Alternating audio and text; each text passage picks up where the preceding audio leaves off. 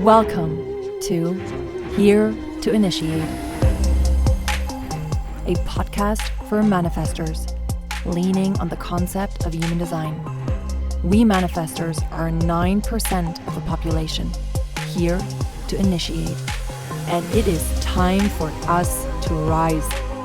In this podcast, I, your host, Julia, want to bring a missing link to the marketplace. Having been a mentor and coach since 2018 and learning more and more about being a manifestor myself, I now, with this podcast, want to specifically support manifestors. With my brand Luxury Goddess, which is all about female remembrance, embodiment, and empowerment, I have served thousands of women already, and I now want to specifically support manifestors as well. I invite you to fully step into your peaceful, powerful self as a manifestor. Let's become who we came here to be, shall we?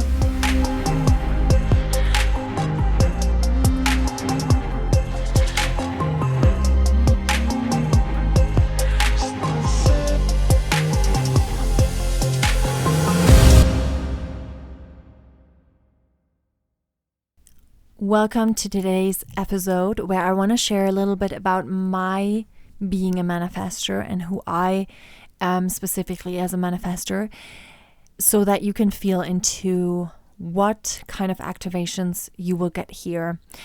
And I can already tell you it's quite a lot of fire that I bring, quite a lot of energy in form of creative urges and power, of course, but I do feel very powerful, and I do feel very triggering, activating, like that I'm, able to trigger and activate very well. And I do bring a lot of fire usually and a lot of energy into the room.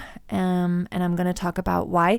But if that's the space you're wanting to be in, then this is perfect for you. And with today's episode, you can understand better who I am in the form of human design.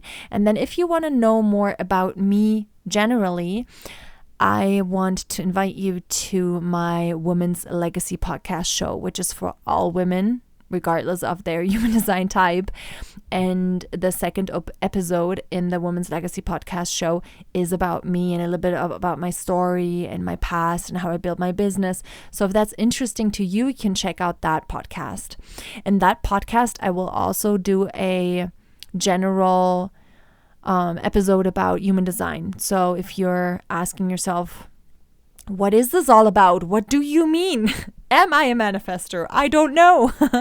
Then you can check out that episode as soon as it's there. I'm going to let you know when it is.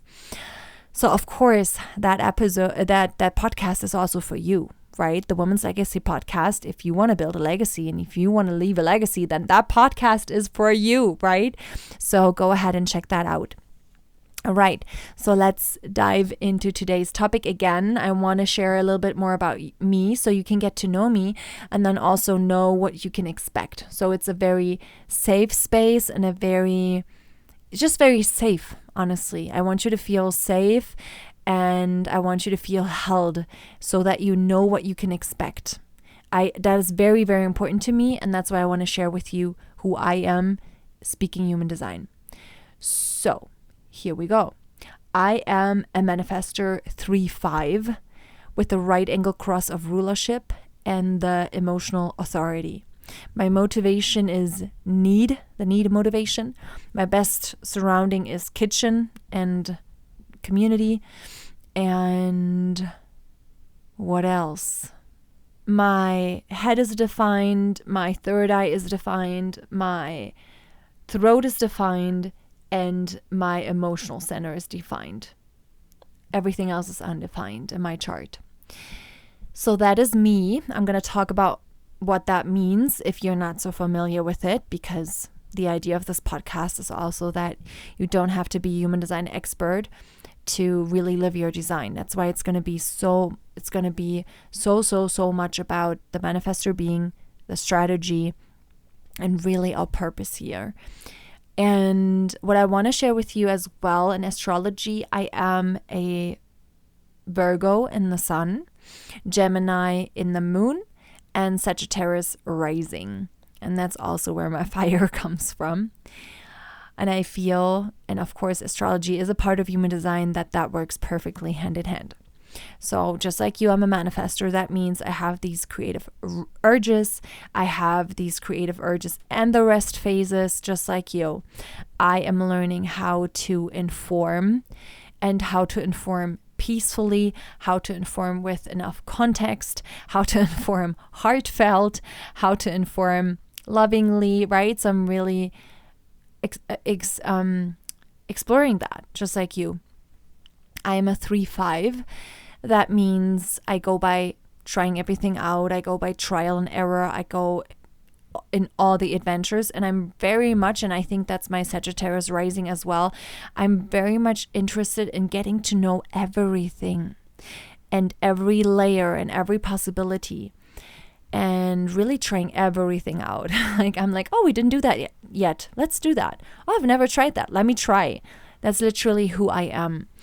And I've often said before knowing a manifestor that I don't really feel like we can make mistakes, because if we knew it's a mistake, we wouldn't do it. So we're really collecting memories and experience to find out what works best for us and who we want to be here. And part of my 3 line is that I refine things and they become better and better.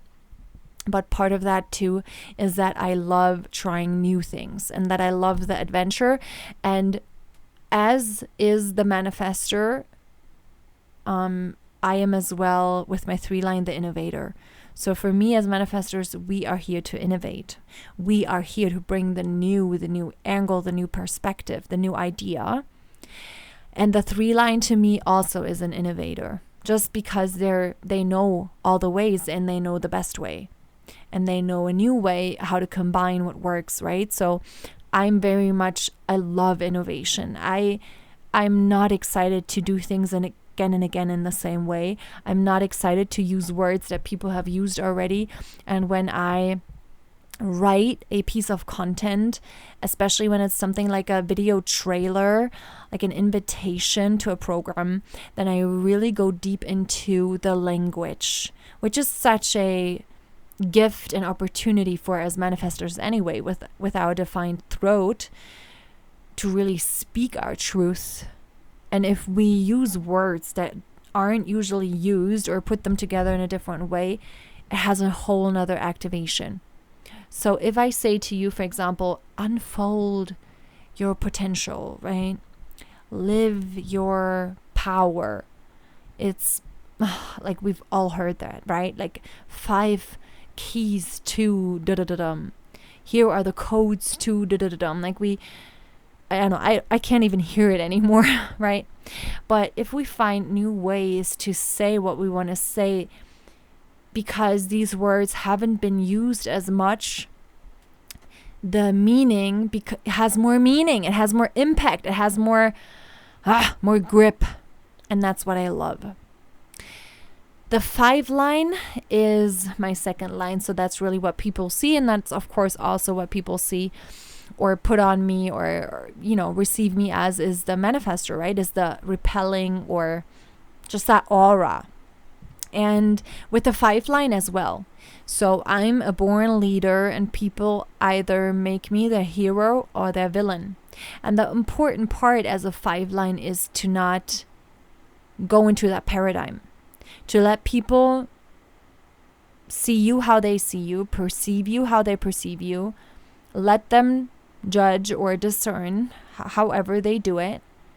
But that's none of your business as a 5 line. As a 5 line, it's my business to project to this world how I want to live, to be clear in my leadership, especially self-leadership, and to go and lead in whatever I do want to lead. May that be my motherhood, may that be in my marriage, if I have a partner, I have a partner, if you do have a partner. So whatever areas of life you have. And that is very important to me, to make sure I lead myself first and to innovate on my leadership, so my life is more fulfilled and easy and fun. And then I can go teach. And that's exactly the 3 line as well too, right? It's my 1st line. So my 1st line wants me to try out new things. It wants me to go on adventures. It wants me to go try something out. It wants me to go and try again and find a new way. And from that, I teach. From that, I lead myself and others. I have the right angle cross of rulership. So it's really about that. It's the leadership and it's the self-leadership piece again, right? That's why it's so important to me, because I'm here to do that. That's always going to be part of my design and my life.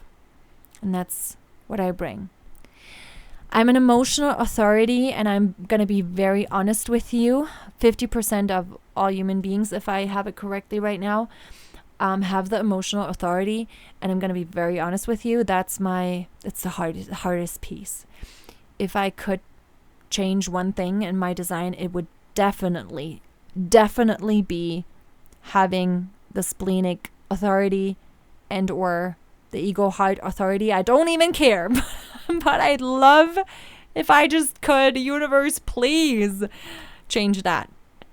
Well, let me look at where I'm victimizing my emotional authority, because of course it's the greatest gift, as any challenge is, for us who have an emotional authority, if you have one as well, to really learn how to ride the waves, to be in that feminine flow, to be attuned as we are as women to the moon and to the cycles of the year, to the seasons, to our menstruation, to our feminine cycle, to really just ride another wave.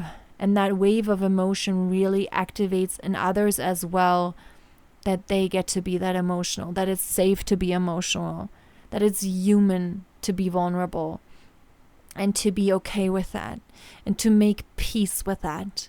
And that is really my biggest challenge and opportunity, because we are here to be as manifestors, to be peaceful and feel peaceful, then how peaceful can I feel with my emotions and these waves? And that's truly where I'm at right now. So my biggest thing right now is being friends or becoming friends with my emotional cycles. Not that I'm not, because I've really explored that for years and years already. I'm exploring my feminine path, my emotions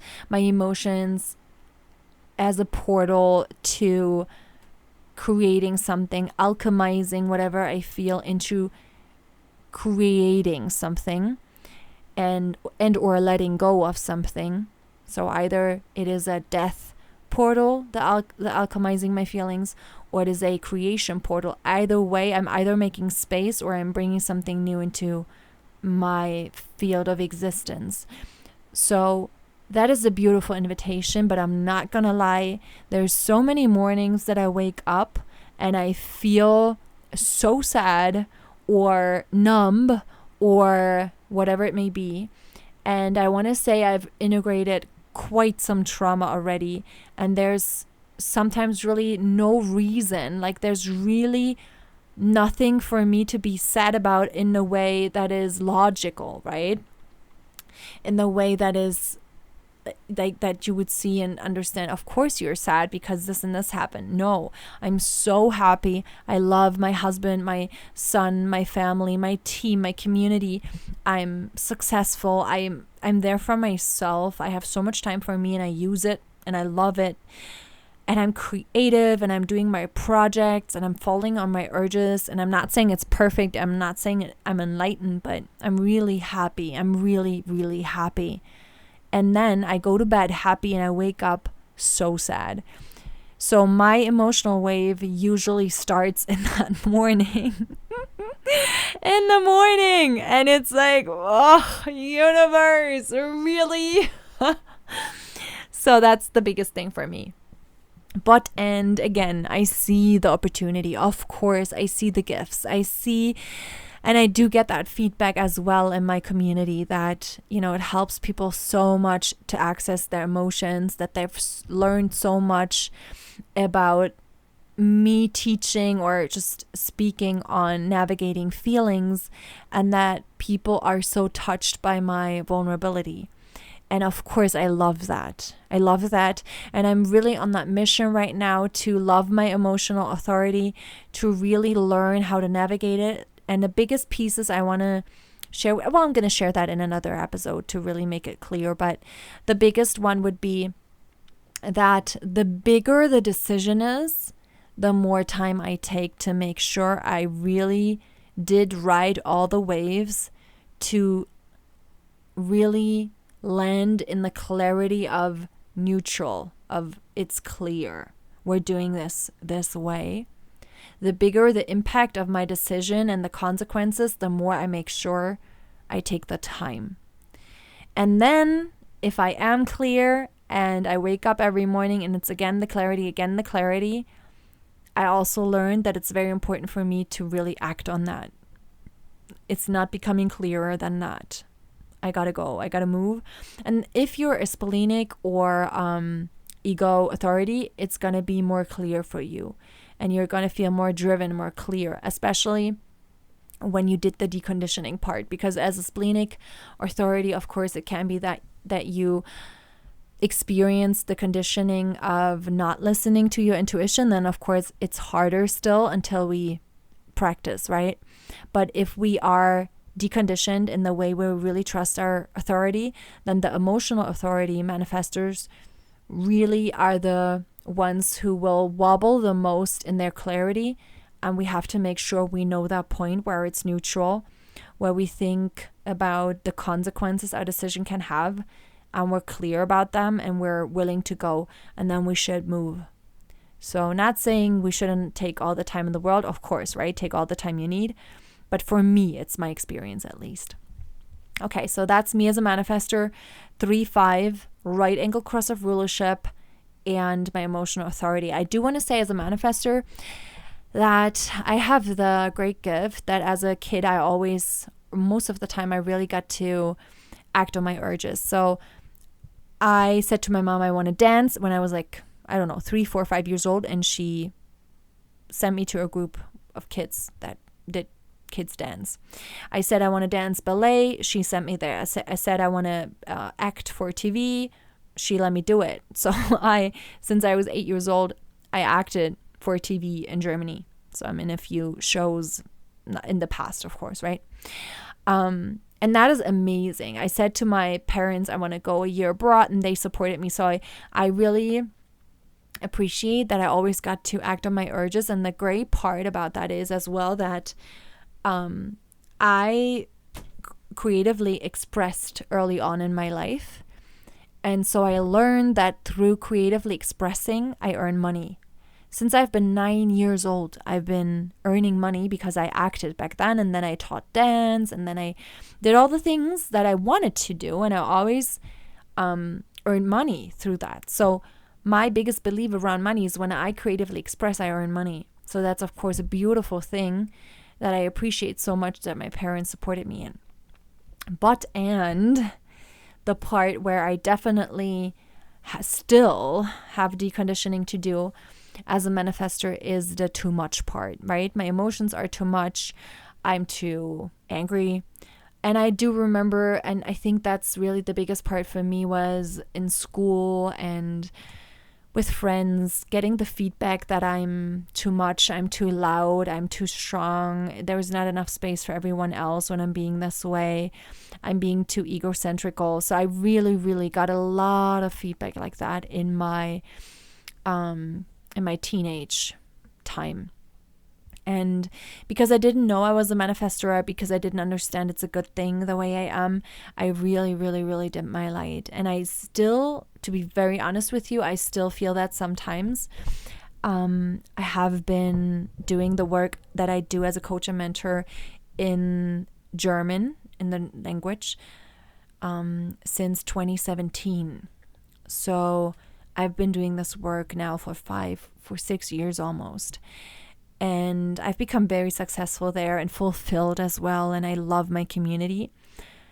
And with each innovation that I brought, and with each, cycle of the manifestor, of being new, wanting to bring something new, wanting to bring a new angle, a new perspective, a new brand forward, I did receive a lot of feedback of, that's not okay. It's all about the money now for you, blah, blah.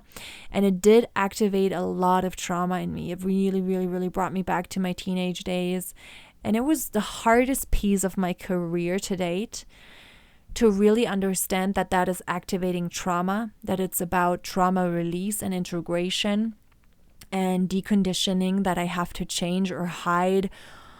Yeah, honestly, change or hide instead of understanding it's about the trauma integration, and stay in that clarity, informing and initiating in that, right?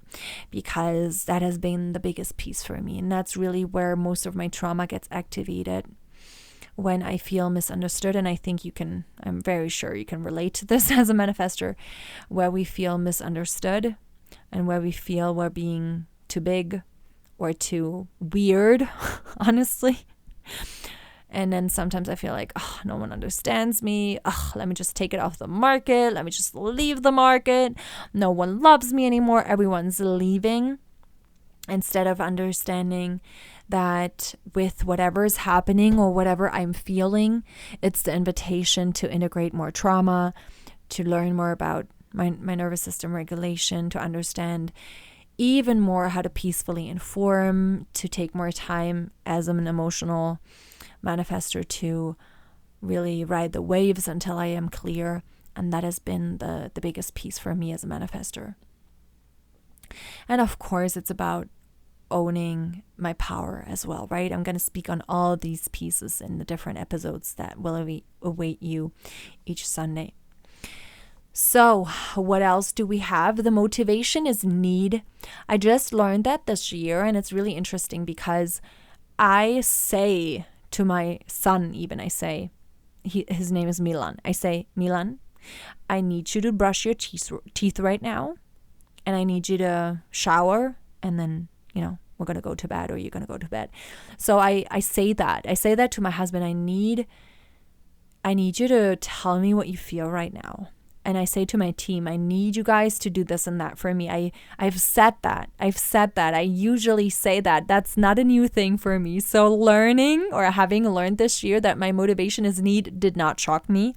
And it's very understandable for me as a manifestor that my motivation is need. So I'm very much familiar to that, but I also am learning more about my needs. What are my actual human needs right now? What is my actual human need? What is my real, truthful need right now? Not the strategy that I think is the best strategy. Not the wish that I formulate. I mean the real human need. And that I'm exploring a lot right now.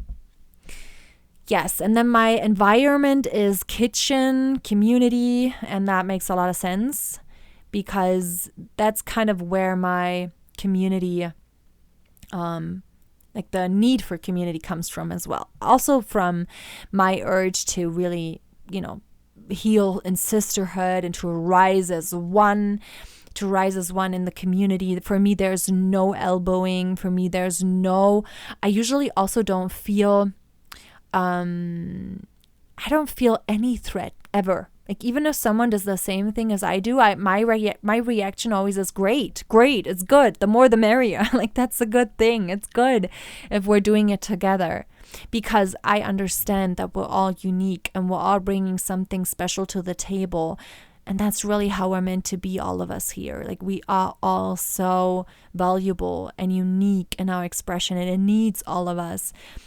And that's really a paradigm I never really was in. Yeah. So maybe that serves you. Okay. Is there anything else about me? Well, I'm really very, very fiery for a manifestor. I have my sun in Virgo. That's my earth sign, of course. I'm very much grounded always. My biggest priorities with holding space as well and being a mentor and coach is for you to feel safe in my world, for you to feel held in my world. And I want to say I do master that. I master a safe space. I master space holding. And especially when I hold a group. I know what it needs for all of us to feel safe when we start bigger processes or a healing journey, or everyone in the space shares something.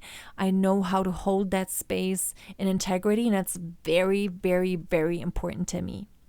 I also am a very fiery person. I just love reminding myself and you that we are loved, that we are one, that we all come from source, and that we are here to remember that and to embody that.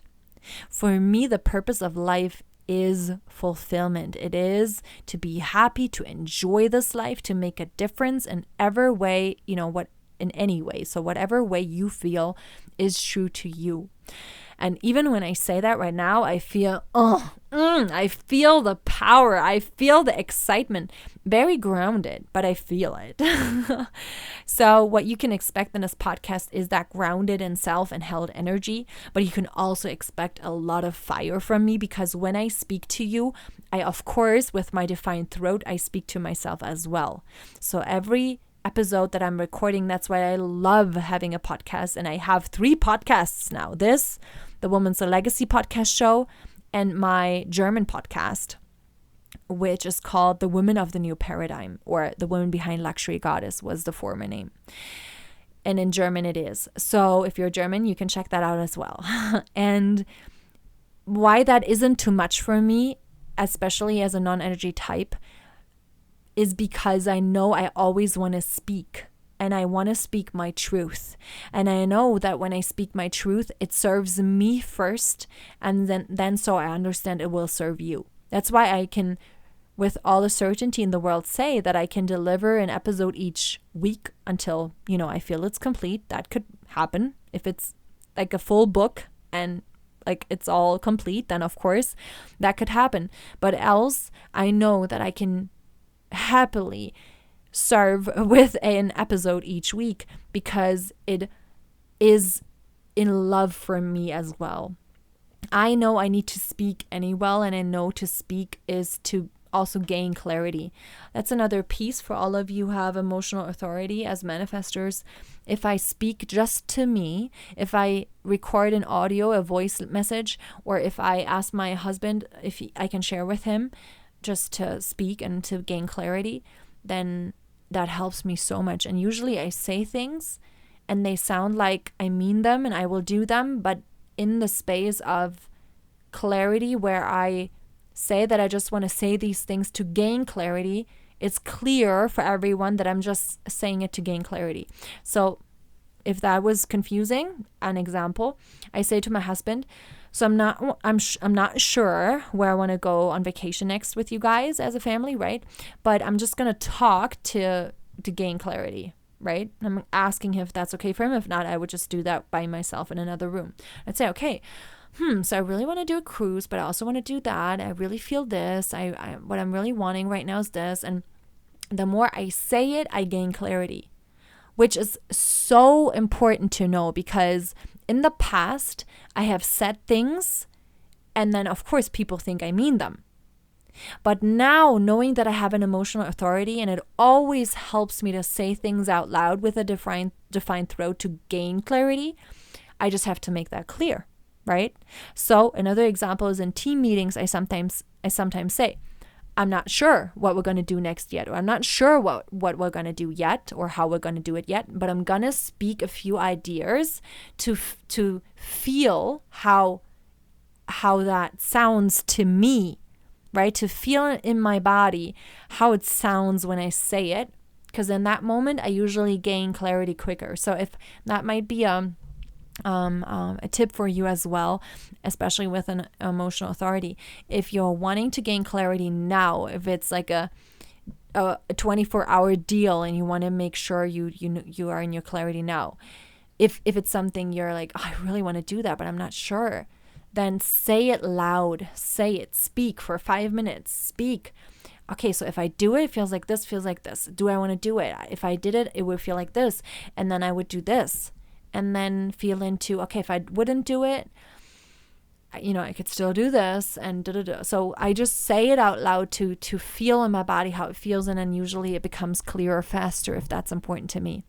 but I do not rush into anything anymore. And if something is gone tomorrow, then it's not for me. I don't operate in the paradigm of scarcity. So if there's anything that's only until tomorrow and I'm not clear, then it's rather a no than a yes, depending on the consequences again, right? We want to always look at that as an emotional authority. Okay, so I think that's enough about me regarding my design. I hope you could learn a lot about your own design as well, especially if, a 3-5 as well, or an emotional authority as well. I am so looking forward to start recording episodes now for you on our energy type. And it's really going to be like a book. So next episode is going to be about our energy type, our manifestor, our creative urges, our strategy, right? I'm going to record extra episodes as well about the strategy and about really that piece of informing and the peaceful informing and all the ways of communication. That's really a big thing for me, and I feel like I've mastered many of these pieces, and I also want to contemplate with you together.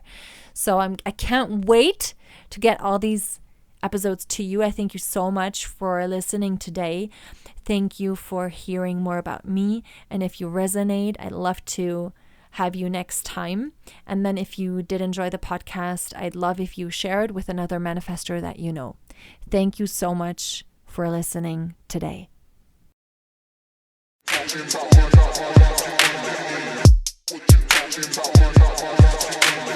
This was today's episode for you as a manifestor in the concept of human design. I hope this episode and whole podcast serves you. And if it does, I invite you to leave a 5-star review on iTunes or rank the podcast 5 stars on whatever platform you listened. And or subscribe, comment, or share. Whatever feels right to you. So we can spread this for all manifestors to hear and rise as one. Thank you from one manifestor to another. I deeply appreciate you rising, and I look forward to catch you next time. Always remember, you are here to feel peaceful. You are here to initiate. Remember to always inform peacefully.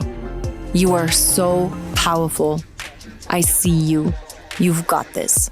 From one manifestor to another, yours, Julia.